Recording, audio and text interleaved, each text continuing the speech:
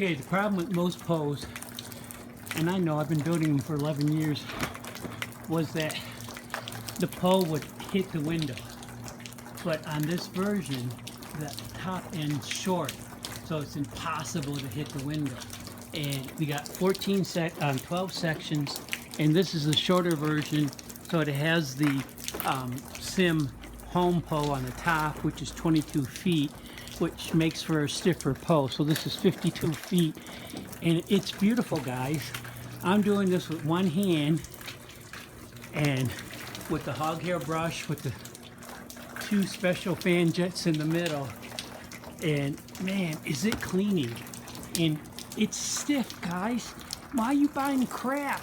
It's not stiff. Look at that. It's one of the best poles made in the world. And look how stiff that is. Me pushing against it. Quit buying crap. Buy a SimPole.